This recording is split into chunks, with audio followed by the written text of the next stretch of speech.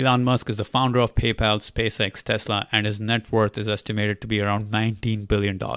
There's an interesting story from the life of Elon Musk that explains a very powerful life and business lesson. So after he had made around $250 million from the acquisition of PayPal, Elon began investigating and actually started building a rocket company.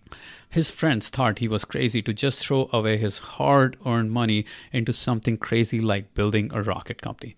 This was something only governments with big pockets did. How could a company do that?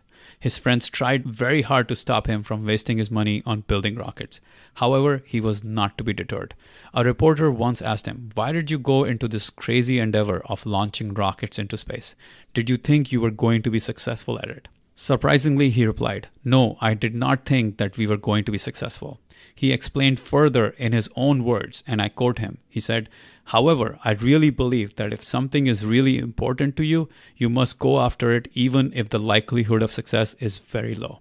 Very powerful, very profound words from Elon. Elon Musk strongly believes that in order to ensure the survival of humanity, we have to colonize Mars. If anything happens to Earth, the human race will still be able to survive on Mars. So this mission is really important to him, and that is why he started SpaceX, even though his odds of success were really, really small.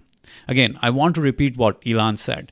I really believe that if something is really important to you, you must go after it even if the likelihood of success is really low. It is an understanding that when you have a very strong reason for accomplishing something, it doesn't matter how bad your odds of success are. You have to go after it. You have to attack it. And as a result of your persistence, you will find a way. As Tony Robbins often says, if you have a strong enough why, you will figure out the how. As in, if you have a strong enough reason to do something, you will always figure out the way to get it done. If you know your why, the how will come. You have to keep on going after it because it's just so important. The greatest way to evaluate risks in life is not by evaluating how risky something is, but by how important it is to you.